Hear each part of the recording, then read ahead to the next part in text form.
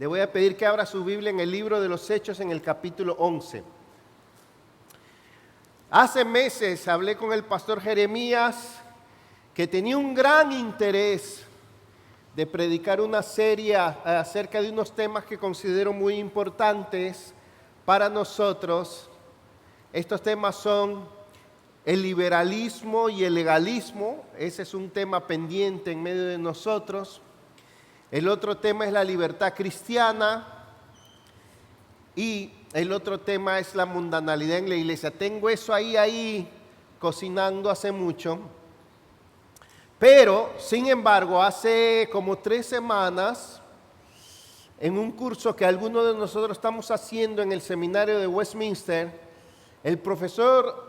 uno de los profesores dio una lección acerca del libro de los Hechos que me dejó muy impactado.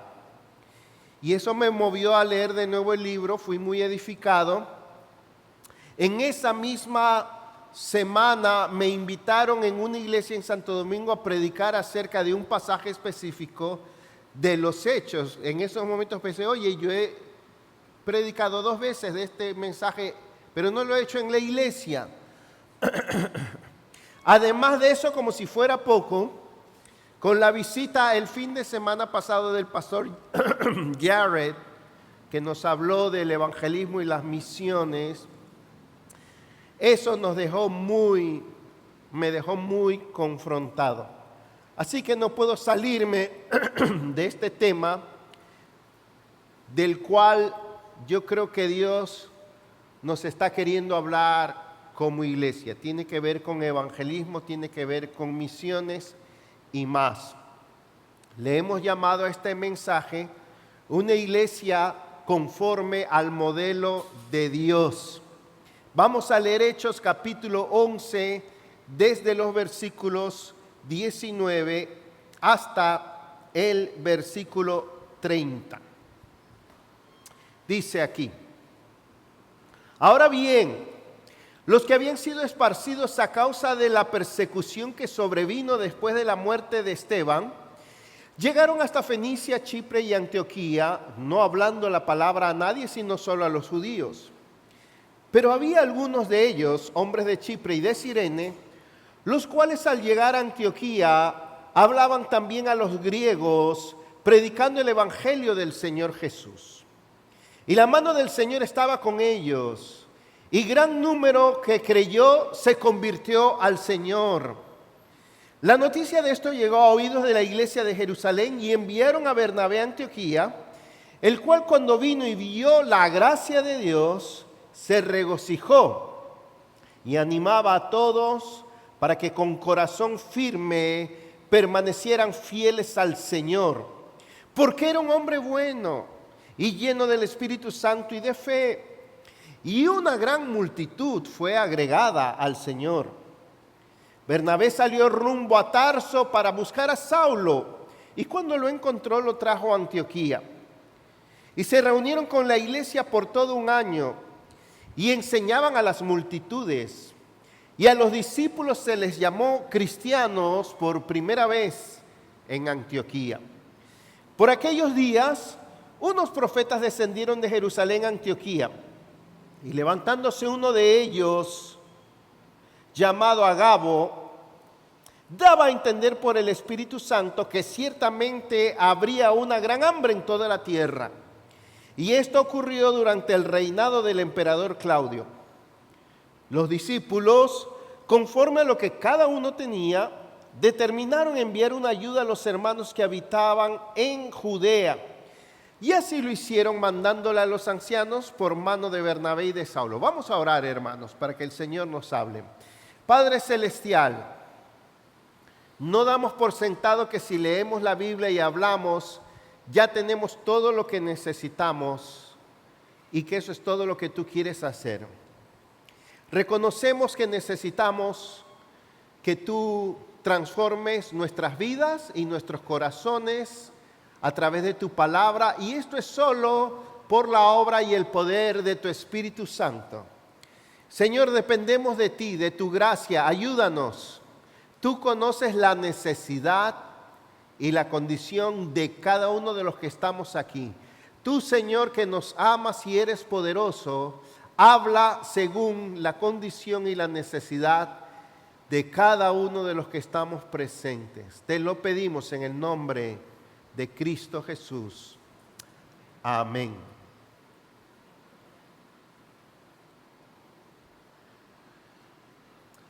La vez pasada vi un anuncio en las redes que decía, ¿cuándo pasamos de esto? Y habían unos hombres en motos, en motores Harley Davidson, así, rudos, fuertes, ¿no? Vestidos así, distress, se dice en inglés. ¿Cuándo pasamos de esto a esto? Y en la otra foto habrían unos hombres que con las justas parecían hombres, en patineta. Sí, muy, digamos, un poco afeminados. Entonces la frase decía, ¿cuándo fue que pasamos de esto a esto? Y eso últimamente lo podemos ver en muchas áreas de la vida. Hace un tiempo estuve en una vivienda, en un apartamento, que el tamaño de la vivienda era del tamaño de mi habitación.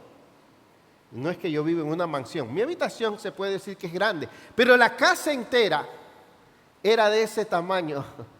Y yo dije de nuevo, ¿cuándo pasamos de esto a esto?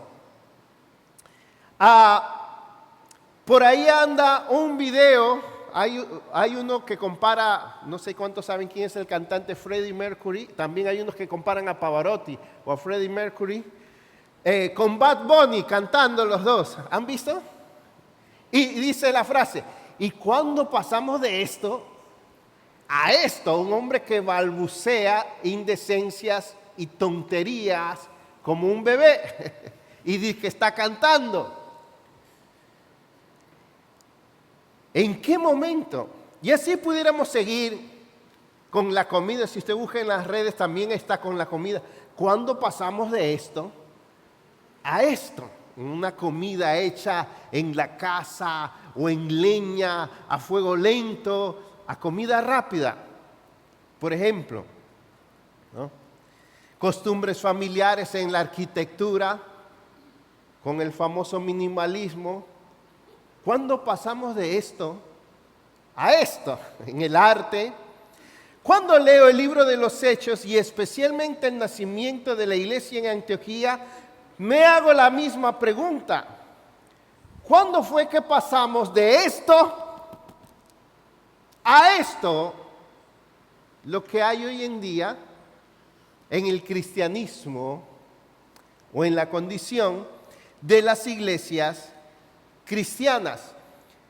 ¿Cuándo fue que pasamos de iglesias eficaces y saludables a iglesias cómodas y débiles? Dicho sea de paso y entre paréntesis, no hagamos como muchas veces decimos, la familia, el matrimonio está ahí, yo estoy bien, pero el matrimonio no está muy bueno. A veces con la iglesia no sucede lo mismo. La iglesia, bueno, no, ahí no está muy buena. Espérate, tú eres uno de los que hace que la iglesia esté bien o esté mal. Somos piedras vivas. Cuando se funda una iglesia y procuramos pastorear una iglesia, ¿cuántos de ustedes saben cómo debe ser una iglesia para que tenga el diseño que Cristo quiere que tenga esa iglesia? ¿Cuántos conocemos con precisión los rasgos que debe tener una iglesia para que sea una iglesia conforme al modelo de Dios? ¿A cuántos de nosotros nos preocupa ser una iglesia conforme al modelo de Dios? ¿O no nos preocupa? Es más, ¿cuántos de nosotros pensamos en cómo se planta y se desarrolla una iglesia según el modelo de Dios? Voy a decir algo que va a sonar pesimista, pero es mi percepción. Me parece que a algunos de nosotros no nos importa mucho la clase de iglesia que debemos ser para Dios, Porque a veces las personas que están en las iglesias, lo que les interesa es que les vaya bien, no tener tantos problemas en la vida y que su vida de iglesia sea cómoda. Si la meta de tu vida como cristiano es que te vaya bien, no tener problemas y tribulaciones y vivir cómodo, jamás vas a entender cómo debe ser tu vida como cristiano según el diseño de Dios. Así que, ¿cómo hemos pasado de usar Harley Davidson a usar patinetas? ¿Puedo poner otro modelo, otro ejemplo? A algunos no les va a gustar. ¿Cómo hemos pasado de ropa Oscar de la Renta, Pierre Cardin a Shane? ¿Cómo hemos pasado de comprar en Sears, a cuántos se acuerdan los que están en Estados Unidos, Sears, Roebuck, a comprar en Temu? Y así también pudiéramos haber pasado de ser una iglesia poderosa a una iglesia cómoda. ¿Cuándo fue? ¿Cómo fue? Sin embargo, podemos revertir esa situación. Y de eso se trata este mensaje. Una iglesia conforme al modelo de Dios. Pues vamos al texto. Un poquito de trasfondo. Tenemos aquí a la iglesia en Antioquía. Para llegar aquí, Dios decidió acelerar su obra de manera providencial y soberana, produciendo, número uno, una persecución en Hechos 8, que hizo que la iglesia se dispersara desde Jerusalén por todas partes. Lo segundo que hizo Dios se anotó un gol inesperado con la conversión de Saulo. ¡Wow! Trayendo para sí un enorme instrumento eficaz para la proclamación del Evangelio. Otro gol milagroso que Dios se anotó fue la conversión de Cornelio en Hechos capítulo 10, el primer gentil, no judío, en convertirse a Cristo. Los creyentes que fueron esparcidos desde Jerusalén cuando comenzó la persecución, llegaron a esta ciudad llamada Antioquía, la tercera ciudad más grande, más cosmopolita y multicultural del Imperio Romano. La primera ciudad del Imperio Romano era Roma, la más grande. La segunda era Alejandría en Egipto. Y la tercera más grande era Antioquía. Esto es mucho decir en cuanto al desarrollo, el comercio, el tamaño, la multireligiosidad, el pluralismo, se hablaban varios idiomas, etcétera, etcétera, porque en Antioquía convergía entre Europa, Asia y África como un punto de convergencia. Ok. Entonces, Lucas destaca algo aquí muy importante. Versículo 26. Y es que esta es la primera vez que a los seguidores del camino, así se les llamaba, se les comenzó a llamar cristianos, con el nombre de Cristo. Es decir, que es como que usted ahora plante una iglesia con 6 personas, con 12 personas, y la gente comienza a decir, óyeme, esa gente sí se parece a Cristo en todo. ¡Qué impacto! No hizo falta propaganda, no hizo falta publicidad para impactar. Ahora, ellos, los convertidos, no se hicieron llamar a sí mismos cristianos.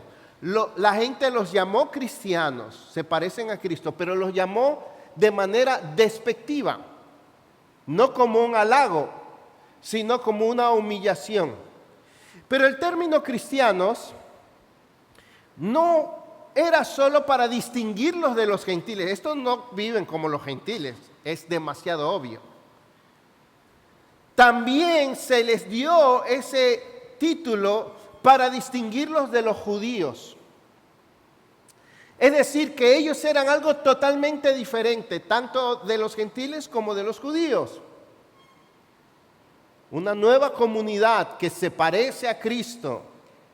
Y eso es lo que queremos ver aquí, que debe tener una iglesia para que se diga que sus miembros se parecen a Cristo. Resumiendo todos los versículos que hemos leído, quiero dividirlo. A ver, ponga sus ojos en el texto. Lo voy a dividir en 4 y lo voy a dividir por actores del suceso, por actores. ¿Ok? ¿Cómo así? Miren, los primeros actores que vemos fueron los creyentes que fueron esparcidos y lo que ellos hicieron, ¿verdad? Versículo 10. El segundo personaje que entra en escena es Bernabé. Llegó Bernabé. Mandaron a Bernabé, verso 22. El tercer personaje que entra en la escena es Saulo, Pablo, cuando Bernabé lo fue a buscar, ¿verdad que sí? Y el cuarto personaje que entra en escena o en actuación es la iglesia misma, la nueva iglesia. Ahora bien, en cada una de esas 4 intervenciones se describe algo muy peculiar y muy importante que te pido que observes. Mientras que en todo el libro de los Hechos, el participante divino que siempre se menciona es el Espíritu Santo, aquí se menciona 4 veces al Señor Jesucristo. Y se dicen 4 cosas claves respecto a Él. Dice, gran multitud creyó y se convirtió al Señor. Bernabé animó a todos a que con propósito de corazón permaneciesen fieles al Señor. Una gran multitud fue agregada al Señor. A los discípulos se les llamó cristianos. Y esto ya nos hace ver el lugar que tiene Cristo o lo que Cristo hizo que esta iglesia llegara a ser una iglesia conforme al modelo de Dios. Mi propósito, amados hermanos, con este pasaje, con esta prédica, es que al final de este mensaje, primero, ya lo he dicho, conozcamos cuáles son las características de una iglesia que tiene a Cristo, que aprende de Cristo y que sirve a Cristo. Es así como esta. Mi segundo propósito es que sepamos de qué maneras Cristo debe actuar y estar presente en nuestra evangelización, en nuestro discipulado, en nuestra enseñanza, en nuestra conducta y en nuestra misión. No se preocupen, de esos tratan los puntos que vamos a desarrollar. Y mi propósito también es que sepamos qué pasos dar como iglesia cristiana Oasis para pasar de esto a esto, de las patinetas a la Harley Davidson, de una iglesia cómoda a una iglesia eficaz. Amén. Bueno, pues yo les resumo todo este mensaje en esta frase que voy a decirles. Preste atención. Una iglesia conforme al modelo de Dios es producto de una evangelización centrada en Cristo, un discipulado comprometido con Cristo, una enseñanza arraigada en Cristo y una conducta moldeada por Cristo. Lo mismo que he estado diciendo lo voy acomodando y aclarando. ¿Repito? ¿Sí? ¿Quieren que lo repita? Una iglesia conforme al modelo, al estándar de Dios, Harley Davidson, es producto de una evangelización centrada en Cristo, un discipulado comprometido con Cristo, una enseñanza arraigada en Cristo y una conducta moldeada por Cristo. Eso es todo. Pero no crean que voy a terminar ahora. Ahora es que voy a empezar. Punto número 1, que es en el que más hincapié quiero hacer. Una iglesia conforme al modelo de Dios es creada cuando la mano del Señor actúa a través de una predicación centrada en Cristo. Verso 19. Verso 20, pero habían algunos de ellos, hombres de Chipre y de Cirene, los cuales al llegar a Antioquía hablaban también a los griegos, predicando el evangelio del Señor Jesús. Y la mano del Señor estaba con ellos, y gran número que creyó se convirtió al Señor. Si queremos una iglesia genuina, creyentes que reflejen a Cristo, lo primero que debemos preguntarnos es cómo se produce algo así. Y la respuesta es sencilla: dándoles a Cristo, predicando a Cristo y esperando que la mano de Cristo obre. ¿Ok? Mucho estudio, mucha investigación se hace de cómo plantar una iglesia, cómo comenzar una iglesia, y hay un elemento, es sencillo y a la vez milagroso. Mostrarles a la gente a Cristo, hablarles de Cristo, mostrarles el evangelio de Cristo y esperar que Cristo haga el milagro. Ya, es sencillo, pero es milagroso. Es obra de Dios, por eso dice aquí, la mano del Señor estaba con ellos. No hay más fórmulas, no hay más técnica, no hay más tecnología, no hay más cosas raras. Eso fue todo. Si quieres tener, hablando de comida, un pato a la naranja, que debe ser caro ese plato, un pato a la naranja, lo primero que necesitas, ¿qué es? Un pato. Entonces, si quieres tener cristianos llenos de Cristo, muéstrales a Cristo, predica a Cristo, llévalos a Cristo y deja que Cristo actúa y lleva a la gente que se convierta a Cristo, no a ti, ni a tu iglesia, ni a una teología, ni a un punto de vista, sino a la persona de Cristo. Porque la mano del Señor solo puede obrar cuando se predica el evangelio de la persona y la obra de Cristo, y cuando la gente se convierte a Cristo por la gracia de Cristo y por el poder de Cristo. Pablo le dijo a los corintios, porque los judíos buscan señales, eso es 1 Corintios 1:17 más o menos, y los griegos buscan sabiduría, pero nosotros predicamos a Cristo. Para los judíos tropezadero y para los gentiles locura, mas para los llamados, tanto judíos como griegos, Cristo, poder de Dios y sabiduría de Dios. Él mismo dijo, no me envió Cristo a bautizar, sino a predicar el evangelio, para que vuestra fe esté puesta no en la sabiduría de los hombres, sino en el poder de Dios. Ahora, aunque la mano del Señor produjo esos nuevos creyentes, veamos lo que le costó a los que predicaron acerca de Cristo, a los que predicaron el evangelio. La mano del Señor produjo esa predicación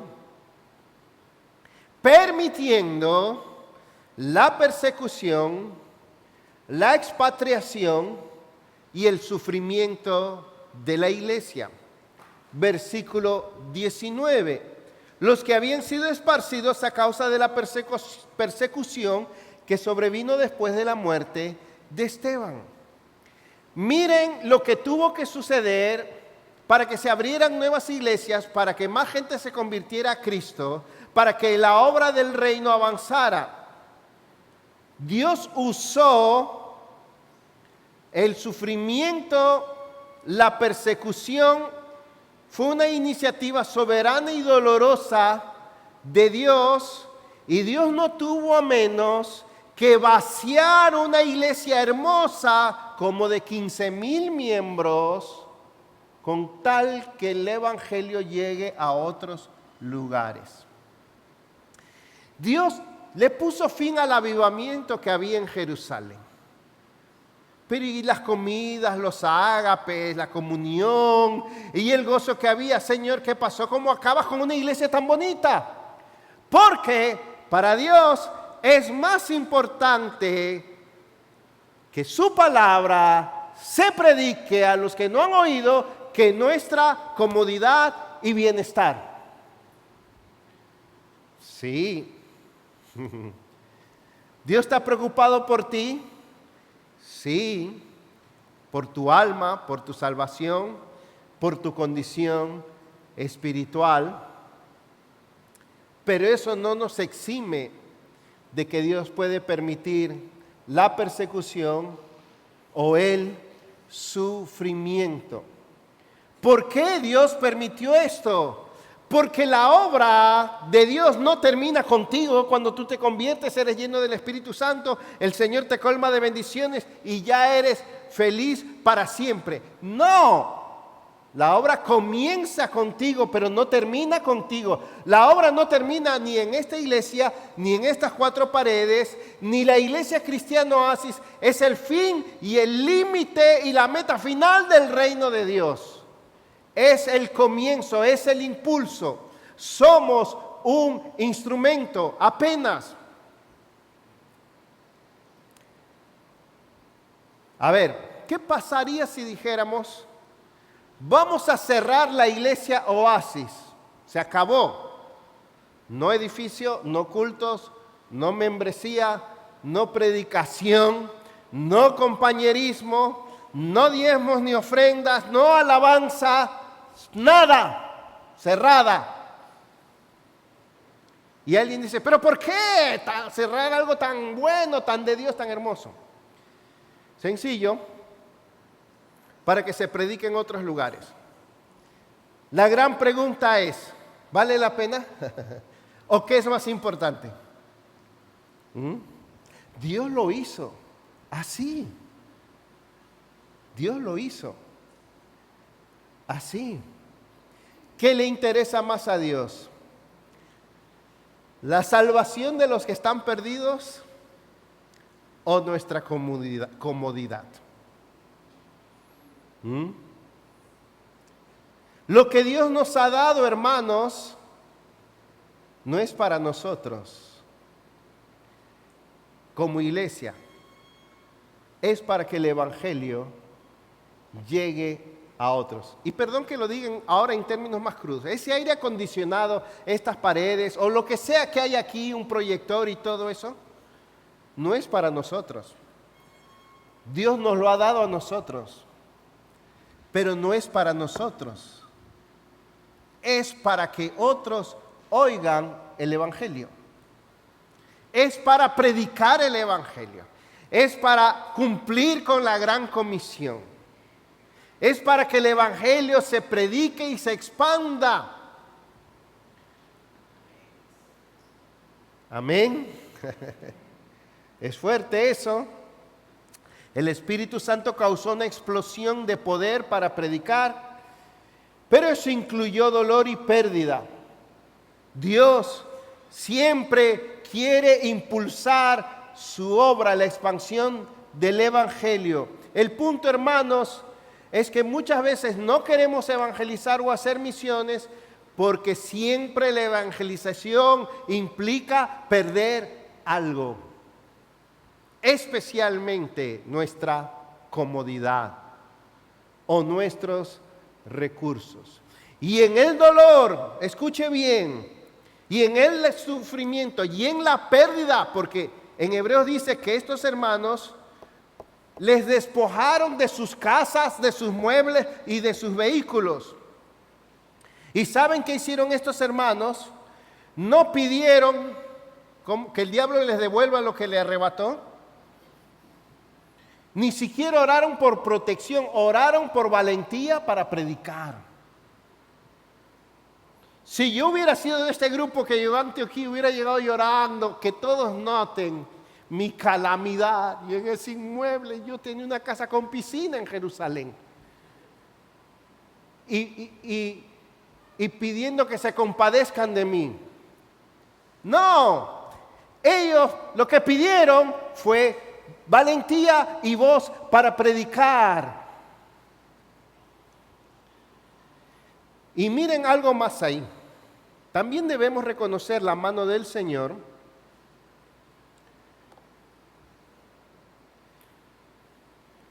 en las iniciativas de cualquier creyente común y corriente. Aquí no se menciona ningún nombre. Aquí no hay ningún pastor, ningún apóstol, ningún salmista, ningún cantante, ningún músico que produjo esta conversión y este avivamiento. Fueron los hermanos, los hermanitos, como decimos, ¿verdad? Creyentes comunes y corrientes, anónimos, quienes en su vida normal, en sus circunstancias normales, es más, en sus penurias, supieron aprovechar y estaban acostumbrados a predicar el evangelio. Habían aprendido que el evangelizar era parte de su vida, donde quiera que vayan, como quiera que estén. Y eso hicieron. Si alguien debía tener excusas para no poder predicar porque emocionalmente no estoy sanado después de que me arrebataron mi casa, o porque estoy muy ocupado rehaciendo mi vida, si alguien tenía excusa para no predicar, era esta gente. Pero no fue así. Sabían que esparcidos, despojados, golpeados y agolpeados, peor aún, lo importante era que tenían a Cristo y lo importante era hablar de Cristo. Debemos reconocer la mano del Señor también en otra cosa aquí en este texto. Y es que la mano del Señor obró en el corazón de las personas más rechazadas y menos probables. De la mayoría que fue esparcido, todos predicaban. Pero para muchos judíos decían, bueno, esta salvación, esta herencia, este Mesías, ¿para quién es? Para los judíos, ¿para quién más? O sea, para muchos judíos, a pesar de la gran comisión y todo, no les cabía que estos gentiles, a los gentiles ¿saben cómo los llamaban? Perros. Y también cerdos, que para ellos también era eso. No, pero hubieron algunos que sí, tuvieron la carga, la sensibilidad, la obediencia, tuvieron ojos y corazón para los gentiles.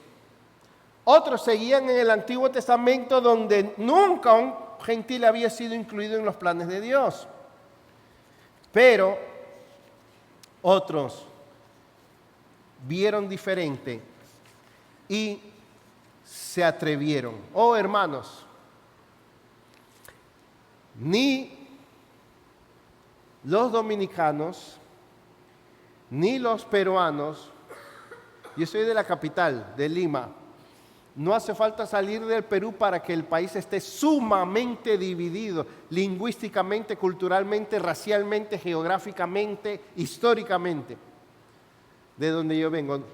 Ni los peruanos, ni los dominicanos tenemos tantas diferencias étnicas, culturales, religiosas, como la tenía un judío con los gentiles. A los más rechazados, a los más improbables, a los que les daba yac, ahí estaba la mano del Señor. Esos fueron los que se convirtieron en multitud. Le dejo de tarea que usted lo interprete y lo aplique. Las evidencias de que la mano del Señor obró un milagro. Bueno, ahora estos que predicaron se dijeron, hey, ¿qué pasó aquí? Si esto eran gentiles, perros, idólatras, ignorantes, lejanos de Dios, pero ahora están vivos para Dios. O como el texto lo dice, se convirtieron, se volvieron al Señor, se entregaron al Señor y ahora comenzaron a amar a Cristo y ahora son de Cristo. Ese es el poder del Evangelio. La lección aquí, amados hermanos, es que Dios sigue cumpliendo el propósito suyo de expandir su Evangelio y por lo tanto usa a sus discípulos donde quiera que ellos vayan, bajo cualquier circunstancia. Cuando hablan el Evangelio, el poder de Dios sigue actuando. La ecuación es sencillita. Predicación del Evangelio más poder de Dios igual conversión. Tú predicas, Dios actúa y hay nuevos discípulos. ¿Le gusta esa ecuación? A usted le quedó y a mí la parte más sencilla. Pero ¿cómo creerán? Dice Pablo en Romanos 10, si uno no predica. ¿Y cómo predicará uno si no va? La parte más sencilla nos tocó a nosotros. La ecuación ya está. Cantábamos, qué hermosa esa canción, no hay otro nombre. Varias partes. A ver, ven a adorar al que resucitó. Su nombre. Hermanos, cuando se habla, se anuncia salvación, buenas nuevas en el Cristo resucitado, Dios desencadena una explosión nuclear en los corazones. No porque tú hablas bonito, no porque tú hablas bien, no porque tú eres un teólogo, sino porque Cristo ya murió y ya resucitó. Y ahí está el poder de Dios para salvar. Qué sencilla la ecuación. Me gustaría quedar en este primer punto. Vamos a ser más cortos en los siguientes. Número 2. Una iglesia conforme al modelo de Dios es afirmada cuando es establecida en Cristo de manera adecuada. Llegó Bernabé. ¿Cuál fue el mensaje de Bernabé? Magnífico, sencillo, directo. Bueno, mis hermanos antioqueños, pues ahora ustedes necesitan Teología Sistemática 101. Y vamos a empezar por el orden de los decretos. ¿Qué fue primero, la predestinación o qué fue primero? Todo eso está en la Biblia. Pero, ¿qué es lo primero que hay que darle a un recién nacido? ¿Ropa?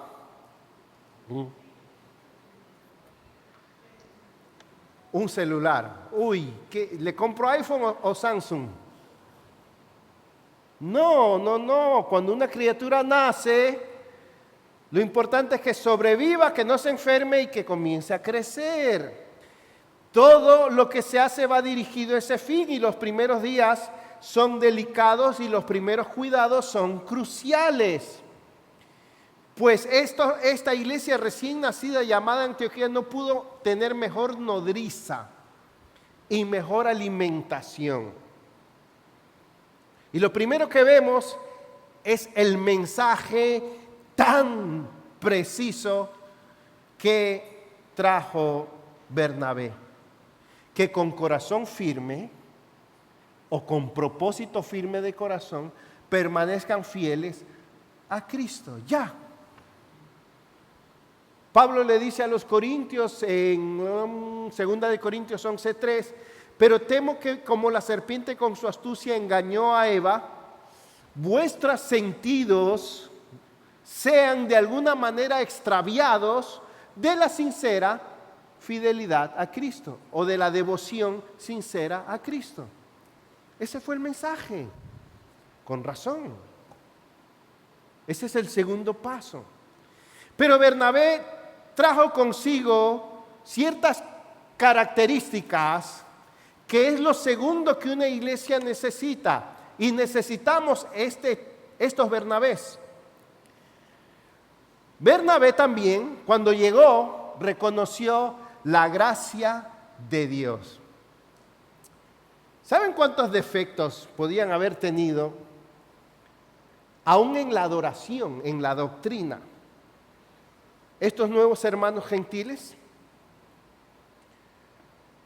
Pero lo que vio Bernabé fue las evidencias de que Dios había obrado y de que Cristo estaba en ellos. Lo que vio Bernabé fue las evidencias de la gracia de Dios en ellos. ¿Qué hubiéramos visto nosotros si llegábamos donde esos gentiles nuevos creyentes, ex paganos? Bueno, pero estos ni siquiera usan nuestra música, usan la de Hillsong.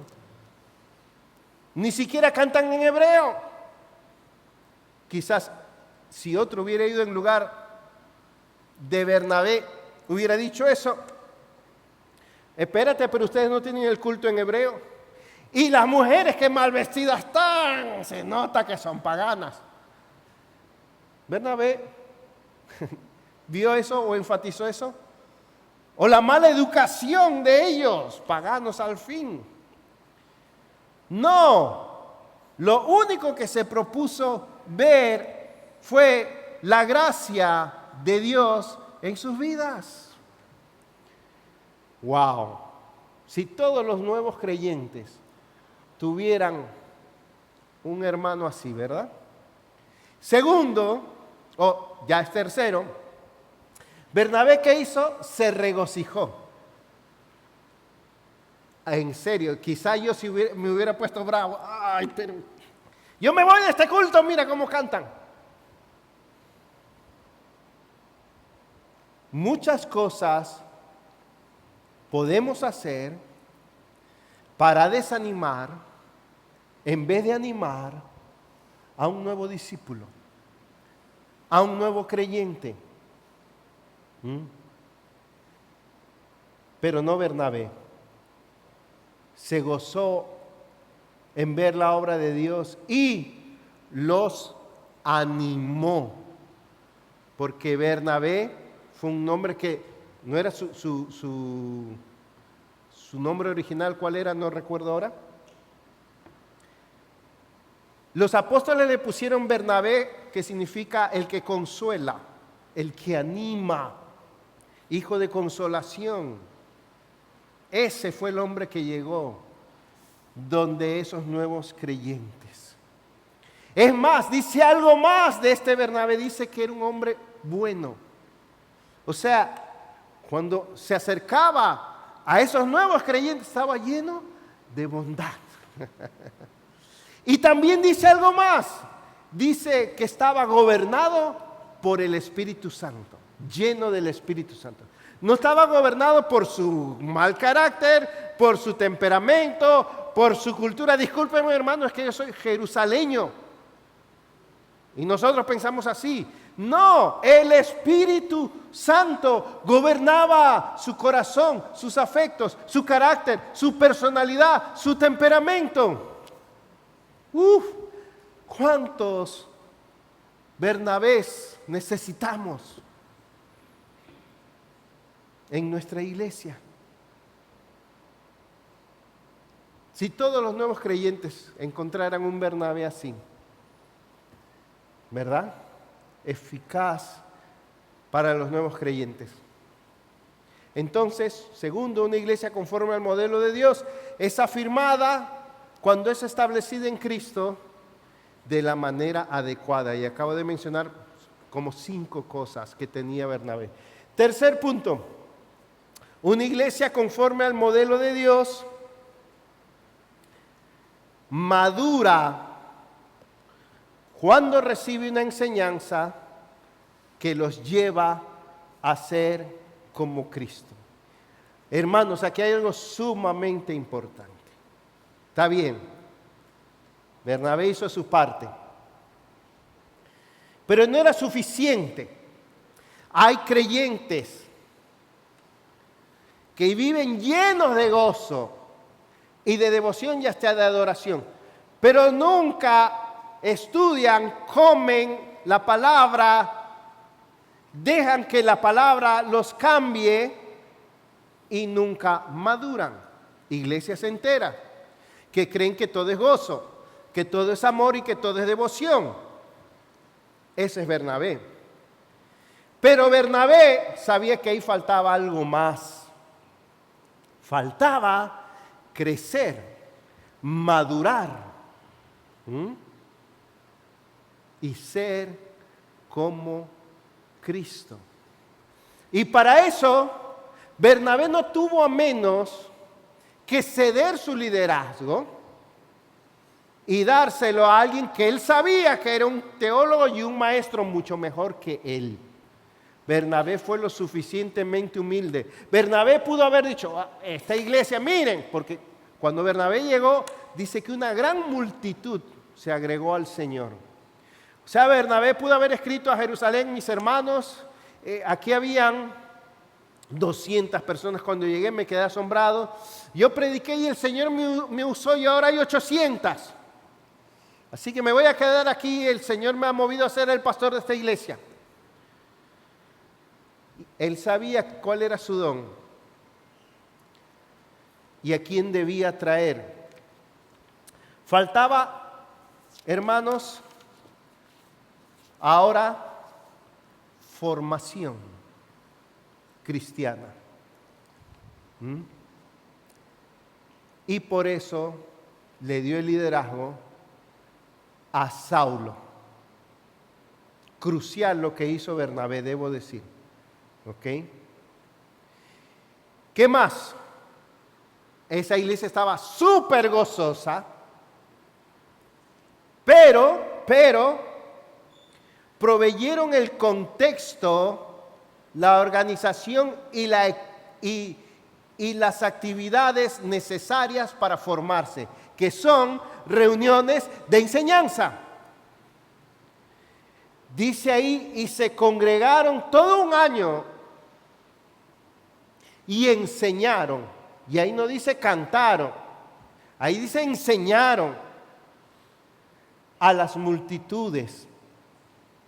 Entendieron la trascendencia y utilidad del congregarse y que la herramienta por excelencia para formar a un creyente como Cristo, para la formación cristiana, es la palabra de Dios. Leer la palabra de Dios, aprender la palabra de Dios, aplicar la palabra de Dios. Dejar que la palabra de Dios cambie tu mente, tus ideas, tus sentimientos, tu voluntad y tu manera de vivir. En las construcciones, ¿dónde están aquí hermanos, quizá ingenieros? Hay muchas herramientas, desde una pala, un pico, en fin, un tractor, un bulldozer, de todo. En la iglesia hay una sola herramienta y es la palabra de Dios. Y tienes que dejar que se actúe en tu vida. Ellos entendieron la utilidad crucial para el avance de la obra de Dios y la formación de ellos que tiene el congregarse, estar juntos, orar juntos, compartir juntos, aprender juntos. Porque dice la palabra en 1 Corintios 12 y en Efesios 4 que todo se haga para edificación, para edificarnos. Estos hermanos se dedicaron a ellos ser formados. O sea, estos hermanos dijeron algo así como, ok, yo estoy en la universidad, yo estoy en el trabajo, yo tengo mi familia, yo, qué sé yo, hago deporte, pero nada de eso es suficiente. Necesito invertir en mi formación cristiana. Y eso no me lo da ni la universidad, ni la familia, ni el deporte, ni mi casa, ni nada. Eso me lo da la enseñanza de la palabra. No es suficiente que yo sea un ingeniero, que yo sea un médico, que yo sea un comerciante, que yo sea un padre, que yo sea esto.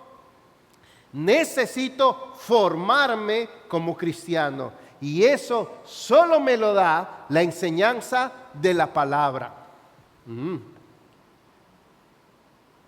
¿Cuánto invertimos en nuestra formación? Claro, hay que decir, hay hermanos que para aprender chino, mandarín, coreano 101, técnicas de mercadeo y no sé qué, invierten miles de dólares. ¿Cuánto inviertes tú para tu formación como cristiano? Tiempo, recursos, tiempo. ¿Y sabes qué más se necesita? Tiempo. Y lo último que también se necesita para tu formación es tiempo. Es así. ¿Cuánto inviertes en tus hijos para su formación cristiana? Me refiero. El resultado, a los discípulos se les llamó como a Cristo. ¿Por qué? ¿Qué habrían aprendido para que se parezcan a Cristo? Lealtad, compromiso, amor, sana doctrina, santidad, gozo, fe y muchas otras virtudes más. Conocimiento, discernimiento. Cuarto y último punto. Una iglesia conforme al modelo de Dios busca oportunidades para actuar como Cristo. Verso 27 al 30. La hambruna que iba a venir, que anunciaron estos profetas, iba a abarcar todo el mundo. O sea, incluía Antioquía, no solo Judea o Jerusalén. ¿Por qué no pensaron primero en su necesidad, en lo que ellos iban a pasar en esa hambruna, y pensaron primero en las necesidades de sus hermanos de otro lugar? Ellos sabían que Jesús había dicho, más bienaventurado es dar que recibir. Es asombroso que los cristianos en Antioquía se comportaron como los hermanos mayores o más maduros que los de Jerusalén, ejerciendo la generosidad, la dadivosidad. Y sencillo, miren lo que pasó aquí, fue una cosa, miren. Llegó alguien, dijo, señores, está subiendo el dólar. Va a haber hambre, va a haber recesión, los mercados se van a desplomar, no va a haber para nadie. ¿Qué sentiría usted? ¿Qué pensaría? Y dijeron, ¡wow! Entonces, lo que se me ocurre que hagamos ante esta crisis es que demos de lo nuestro.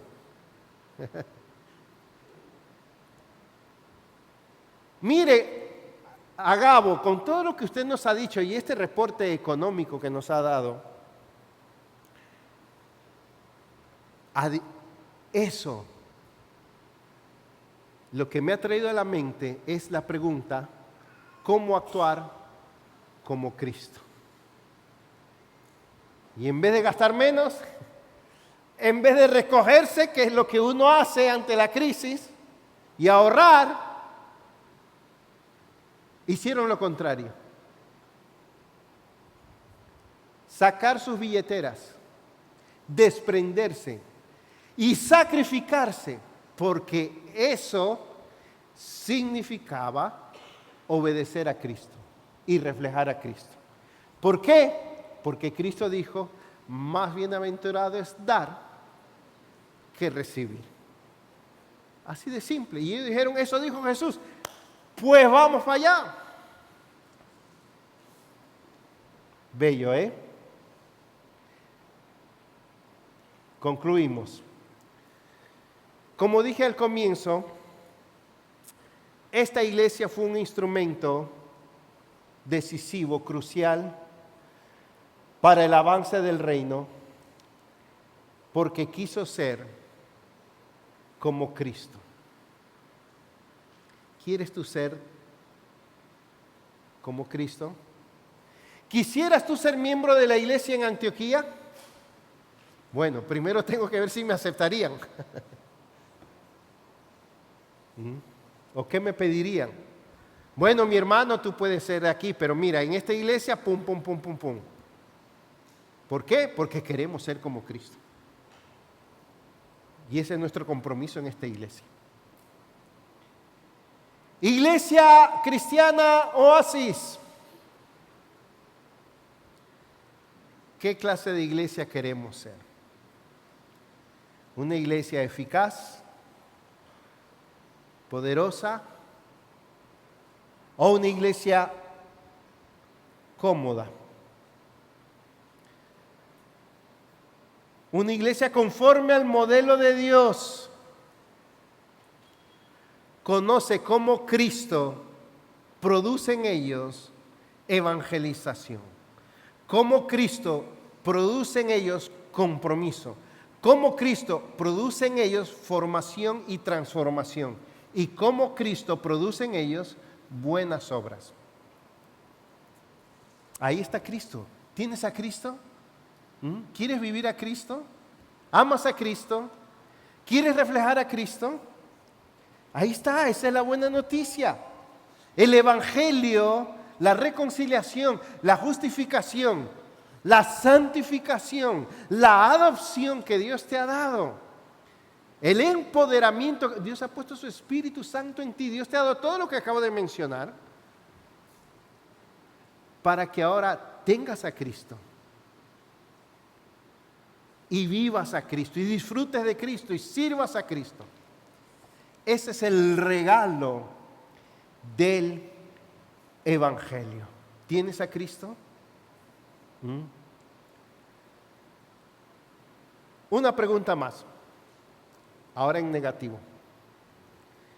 ¿Quieres que la iglesia se parezca a ti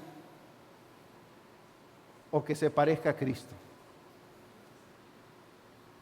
No te conformes para tu vida con menos que con Cristo. Dile, Señor, necesito más de ti. Para hablarle a otros, necesito más de ti. Para ser un discípulo más comprometido, necesito más de ti. Para cambiar, necesito más de ti.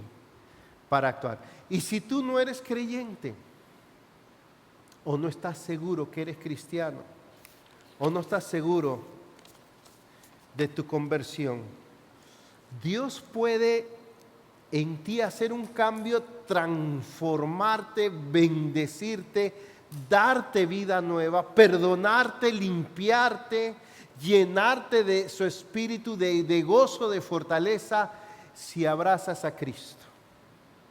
Solo tienes que venir a Él. Invoca su nombre, pídele, Señor Jesús, yo creo en ti, Señor Jesús, yo te necesito. Señor Jesús, ven, perdóname. Y Él está ahí para ti. Vamos a ponernos de pie. Oh Señor, qué desafío. ¿Cómo podemos pasar de esto a esto? Como iglesia te decimos, Señor Jesús, Cristo, queremos pasar de desobediencia a obediencia. Queremos pasar de inmadurez y estancamiento a formación. Queremos pasar de distracción e inestabilidad a compromiso y firmeza. Y queremos pasar de callar, vivir cómodos y aislados, a alcanzar. Oh Señor, aquí estamos. Hazlo, Señor. Queremos ser instrumentos que reflejen a Cristo. Y yo te pido una vez más, que si hay alguien aquí que no te conoce, que con un corazón sencillo pero sincero te diga, Señor Jesús, ven a mi vida, perdóname de mis pecados. Amén.